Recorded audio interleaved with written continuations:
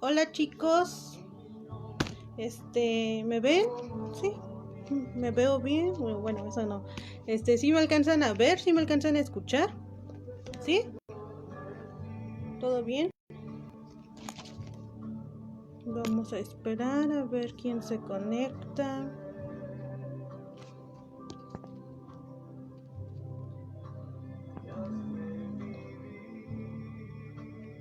A ver a quién se ve.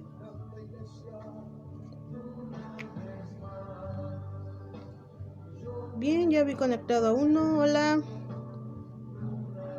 Es Maripaz. ¿Sí se ve bien? ¿Sí me alcanzan a ver? ¿Sí me escucho? ¿Sí? Bueno chicos, vamos a continuar con el estudio de Job. Vamos a ir en el capítulo 5 ahora, Job 5.1. Pero antes de iniciar con esto, vamos a orar primero, chicos. Vamos a cerrar nuestros ojos y vamos a orar. Padre, gracias Señor por un día más de vida en que tú nos has dado. Gracias por permitirnos abrir los ojos nuevamente, Señor, por tus misericordias que son nuevas cada día. Yo te doy gracias, Señor, porque aún por este medio, Padre, tú nos permites seguir llenándonos de tu palabra, seguir conociéndote todos juntos como jóvenes, Señor. Y yo te doy muchas gracias por ello, Padre. Alabado sea tu nombre y exaltado sea, Señor.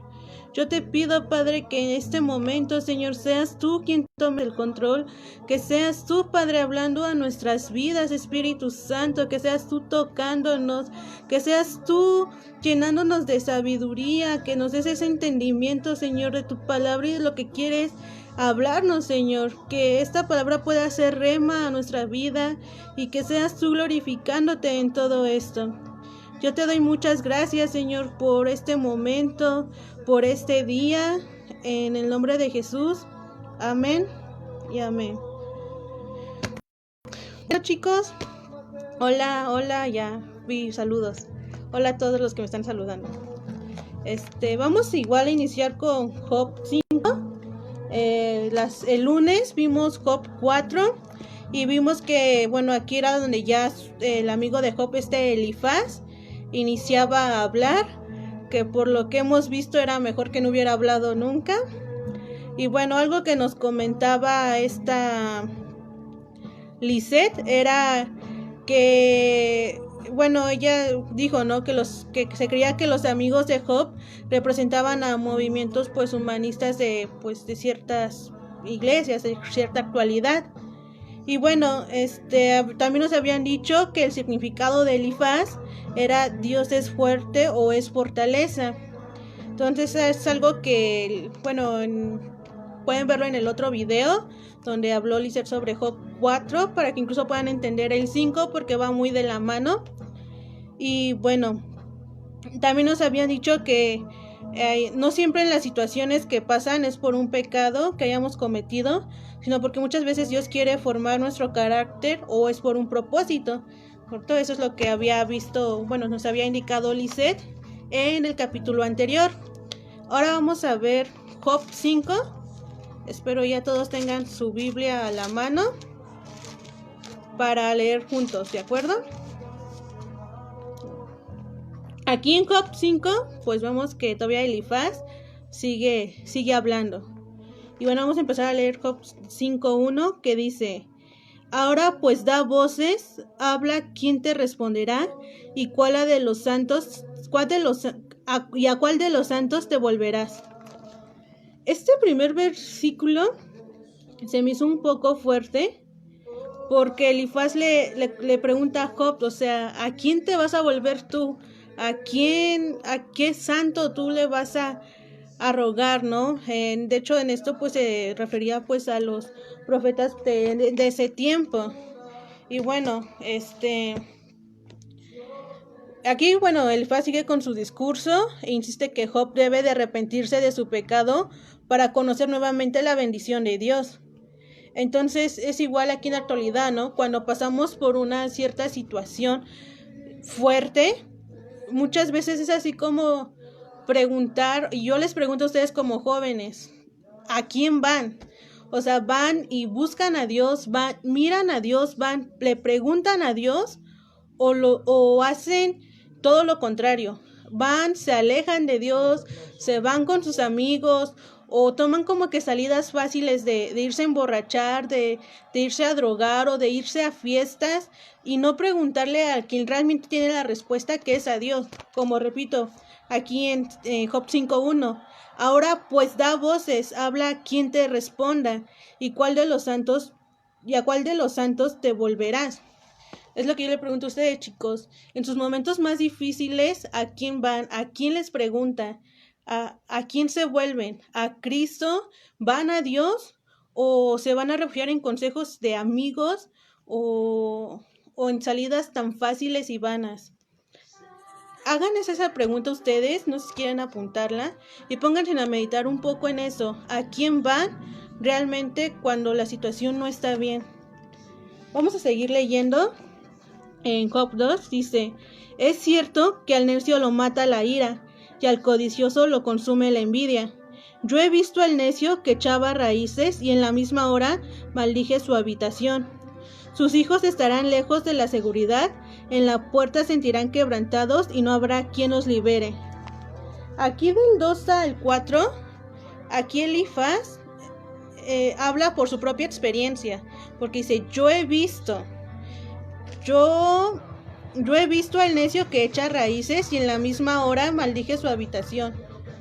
O sea, desde un principio vimos que Elifaz hablaba con experiencia que él ya tenía, según.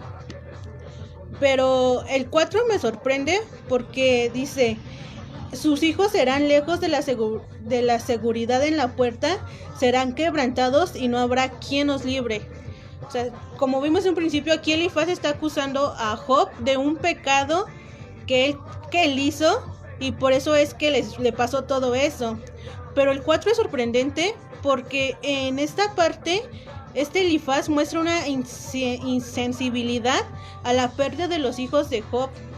O sea, es como de que lo está culpando de que por el pecado que Job cometió, por la culpa de Job, sus hijos tuvieron que morir, porque él no reconoció su pecado y él no se arrepintió. Entonces, esto es muy impactante de cómo esa insensibilidad como amigo de parte de él, o sea, a la pérdida de los hijos de Job. Eso realmente me sorprendió mucho en este Elifaz. Vamos a continuar con el 5, que dice: sus mies comerán los hambrientos y las sacarán de entre los espinos, y los sedientos deberán su hacienda. Porque la aflicción no sale del polvo, ni la molestia brota de la tierra. Pero como las chispas se levantan para volar por el aire, así el hombre nace para la aflicción. Quiero detenerme en el 7, porque esto es una ilustración pintoresca de la inevitabilidad de los problemas. Y eso es muy cierto. Ya sea como cristianos, como no cristianos, o sea, cualquier tipo de persona tiene problemas. Y siempre van a tener problemas, y los problemas siempre van a existir, sea la persona que sea. Y esto se debe también a la desobediencia que nosotros tenemos. O sea, el hombre nace para los problemas, sí. Y los problemas es el sufrimiento, y es el sufrimiento del pecado, o sea, las consecuencias del pecado, lo de la desobediencia de Dios. Y eso es lo que nos provoca los problemas, la desobediencia que le tenemos a Dios, las consecuencias de la desobediencia de Dios.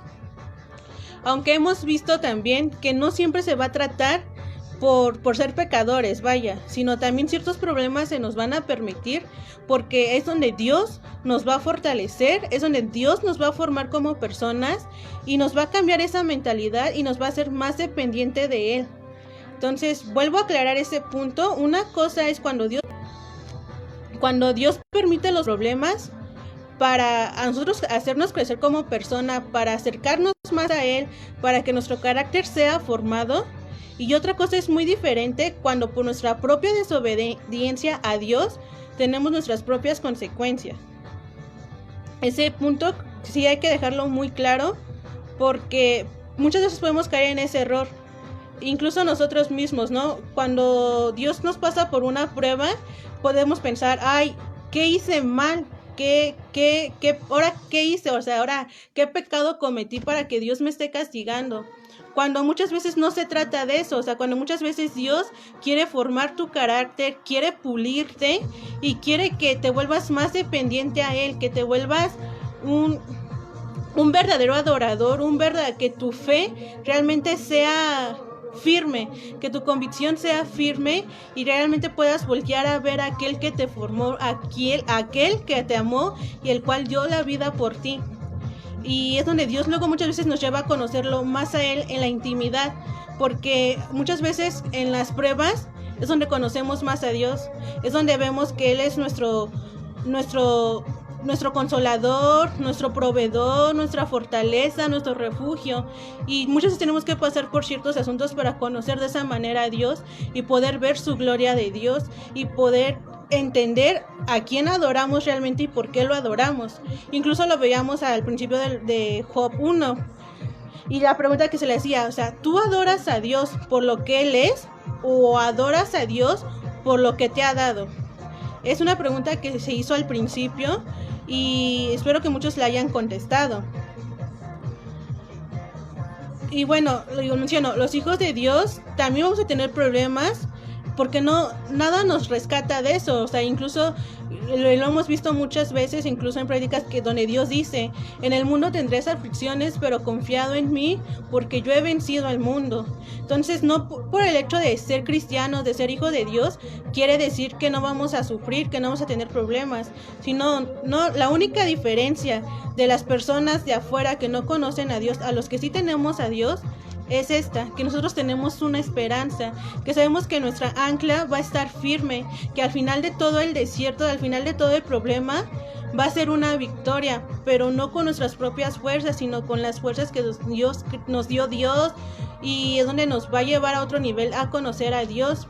A diferencia de cuando no tenemos a Cristo, pues terminamos frustrados, terminamos vencidos, y muchas veces luego por eso se da el suicidio, porque es tan fuerte los problemas que sienten que no lo van a resistir, pero nuestra ancla, nosotros como hijos de Dios, tiene que estar firme en aquel que nos salvó y que en su misericordia aún nos tiene de pie, y Él nos dará la victoria en el momento que sea necesario, en el momento que Él lo diga, porque como hemos visto, Dios es soberano.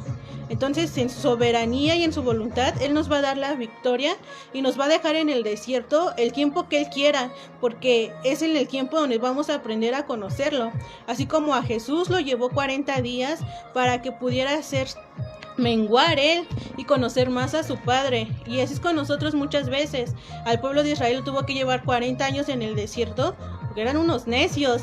Pero igual nosotros como hijos, Dios nos va a llevar muchas veces al desierto hasta que podamos conocerlo a Él realmente en ese momento.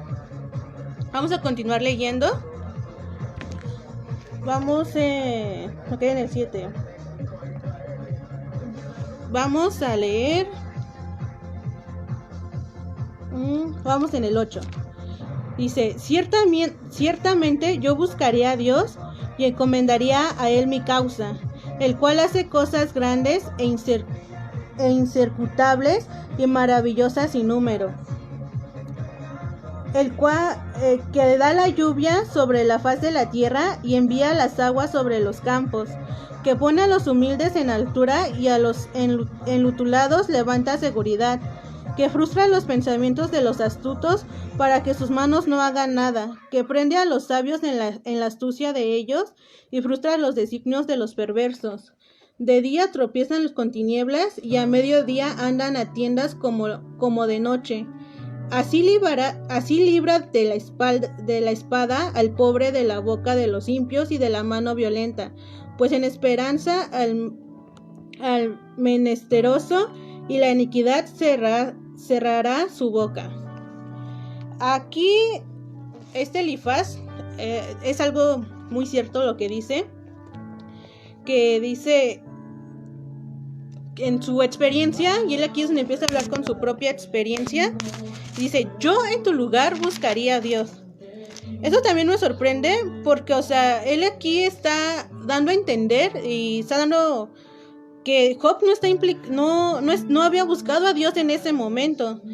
Y, o sea, no solamente Job, ¿no? Sino también da a entender esta parte de que cualquiera que sufre una aflicción como esa tiene que dejar de buscar a Dios en ese momento, o sea, porque muchas veces es más fuerte su problema, es más fuerte su dolor, su angustia, que se aleja de Dios. Y hemos escuchado mucho, ¿no? Que cuando dicen que Dios guarda silencio en medio de las pruebas. Y en un cierto punto sí es cierto. A veces Dios guarda silencio en medio de las pruebas de ciertas situaciones, pero muchas veces no es así. Muchas veces nosotros como cristianos nos enfocamos tanto en los problemas y le ponemos más atención a la situación que está pasando en ese momento que dejamos de escuchar a Dios. O sea, le prestamos más el oído a los consejos de afuera, a la situación. Por ejemplo, ahorita igual, seguimos con el ejemplo del coronavirus. Le prestamos más atención a las noticias, a las personas que están contagiadas, a las personas que ya murieron. Le prestamos más atención a la economía que está pasando o lo que está por venir que a Dios. Y realmente nos llenamos de tantas voces de personas, incluso de sus aflicciones, de las otras mismas personas o de sus puntos de opinión, creyendo que ellas tienen, pues igual, ¿no?, la voz de la sabiduría, y dejamos de escuchar a Dios. Pero no es porque Dios guarde silencio, sino porque nos llenamos de otras cosas y escuchamos otras cosas, que perdemos el punto que es Cristo, que perdemos nuestra ancla, donde tenemos que estar firme, que es Cristo. Y entonces en eso también hay que tener mucho cuidado, chicos, porque llega puntos donde nos vamos a perder en las voces de afuera, en los consejos de afuera, que vamos a perder la voz de Dios. Y no es porque Dios guarde silencio, sino porque nosotros mismos hemos decidido dejar de escucharlo, cuando de eso no se trata. Y bueno, igual veamos en Job 5:13, que dice que prende a los sabios en la astucia de ellos y frustra los designios de los perversos. Incluso Pablo, no sé si quieran atontar la cita, en 1 de Corintios 3:19, igual esto es citado por Pablo, en la evidencia de algunos aspectos de los 3 amigos, pues Job decía la verdad. Frustra los designios de los perversos, el consejo del perverso o astuto es precipitado o se apresura a la destrucción. De hecho, vamos a leerla. Vamos a 1 de Corintios. Esto lo voy a leer en mi versión, que me gusta mucho. Vamos a 1 de Corintios 3:19.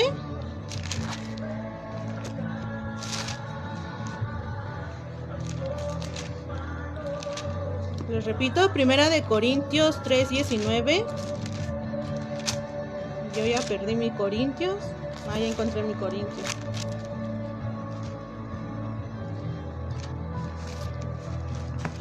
Primera de Corintios 3:19.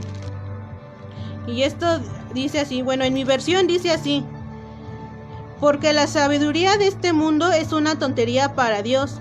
Así está escrito: Dios atrapa a los sabios en la propia ingeniosidad de ellos.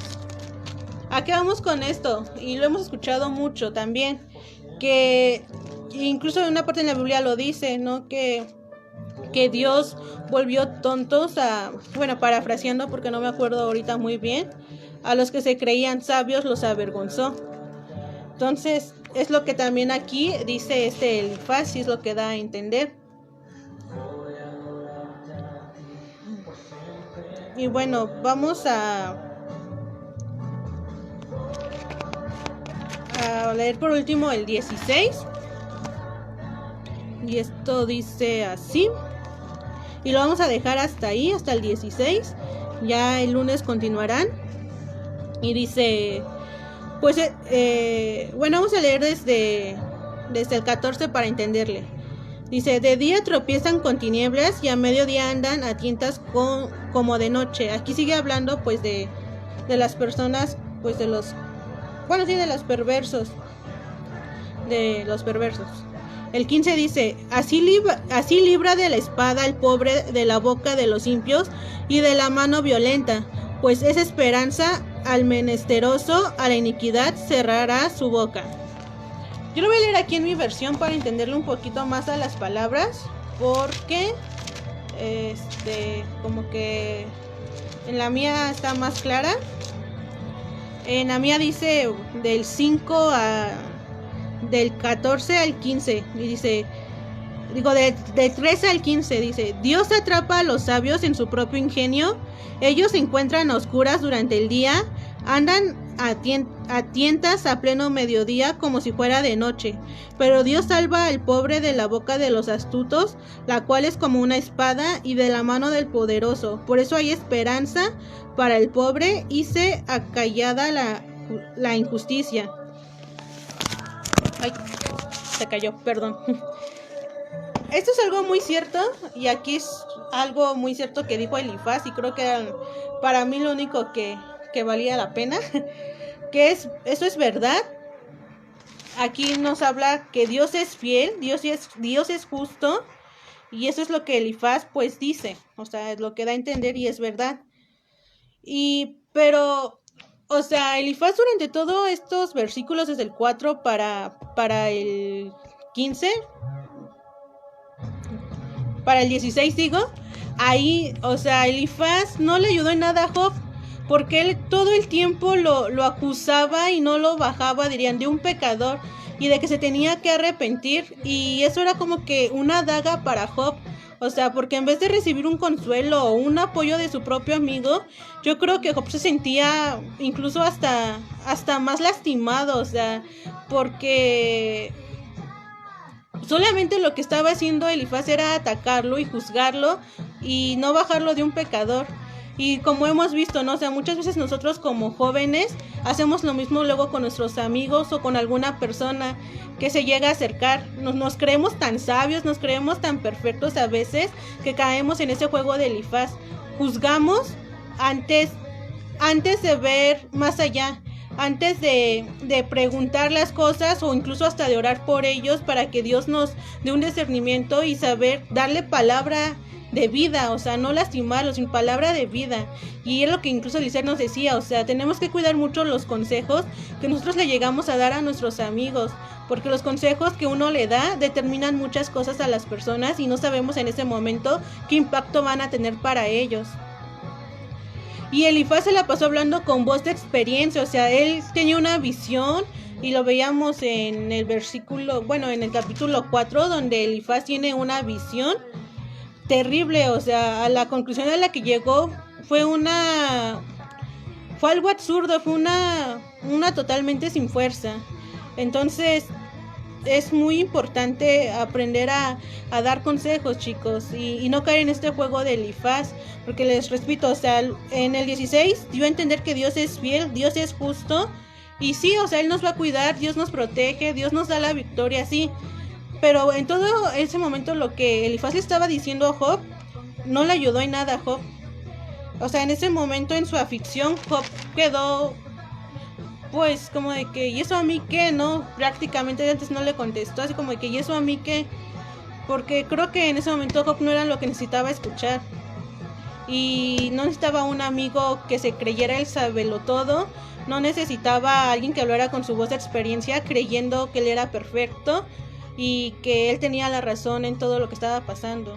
Y eso era algo que Job no necesitaba. Y también muchas veces como amigos no necesitamos ese tipo de consejos a veces, pero tampoco las personas necesitan ese tipo de consejos de nuestra parte. Entonces hay que ser muy sabios, chicos, hay que tener esa empatía con nuestros amigos en su dolor cuando estén pasando por una aflicción y necesiten de algún consejo, y no caer en este juego. Y para eso tenemos que orar, siempre tenemos que orar pidiéndole dirección a Dios para que Él sea el que incluso nos guíe. Y bueno, chicos, lo voy a dejar hasta el 16. El lunes se va a continuar el capítulo 5. No sé si tienen alguna duda, ahí escriban, ahí preguntan y ya en el siguiente les podemos contestar. Y bueno, me dio gusto estar con ustedes. No sé si me alcanzaron a escuchar bien, estoy un poco enferma de la garganta, pero espero no haya sido un problema. Y si fue así, pues disculpen. Bueno, vamos a orar, chicos, por este momento. Y vamos a orar. Padre, yo te doy muchas gracias, Señor, por este momento, Padre, por esta tarde en que tú nos permitiste conectarnos, Señor, de poder seguir escuchando una vez más tu palabra en este estudio de Job, Padre, en que incluso tú has puesto en nuestros corazones de muchos, Padres. Gracias por los jóvenes, por los hermanos que se conectaron y dispusieron de su tiempo para poder aprender de ti juntos, Señor, a través de tu palabra. Y yo te doy muchas gracias, Señor. Te pido que tu palabra no vuelva vacía a nuestros corazones y que sea la obra en nuestras vidas, Señor. Y que también en estos momentos yo quiero pedirte, Padre, por cada hermano, por cada joven, por cada familia, Señor. Si están pasando por alguna situación difícil o por alguna situación de enfermedad o económica, que seas tú, Señor, supliendo sus necesidades, que seas tú, Padre, dándole las fortalezas, la valentía, Señor. Que seas tú, Jesús, abrazándolos y dándoles ese consuelo que ellos necesitan en ese momento y esa palabra de vida, Padre, y que seas tú recordándoles que no están solos y que tú estás con ellos, Señor. Yo te pido, Padre, por cada persona, Señor, que se ha de sentir triste, angustiado, que seas tú recordándoles, Padre, que tú has vencido al mundo y que tú nos darás la victoria en el momento que sea necesario, Padre, y que en el momento que tú lo decidas, Padre, porque sabemos que tú eres soberano y que todo nos obra para bien, Señor, a los que te amamos. Yo también te doy gracias, Señor, por esta noche, Padre. Te pido que sigas tú bendiciendo la vida de cada hermano, de cada joven, de cada familia, Padre, incluso de los pastores, Señor, y hasta de mi propia vida. Yo te doy muchas gracias por este momento, en el nombre de Jesús. Amén y amén. Bueno, chicos, esto es todo por hoy. Espero verlos pronto. En serio, sigo extrañándolos. Aún me entra la nostalgia de que ya no los veo, pero ojalá en su misericordia de Dios y en su voluntad podamos reunirnos nuevamente pronto. Los quiero, les mando un abrazo, cuídense y no salgan si no es necesario, ¿de acuerdo? Adiós, chicos.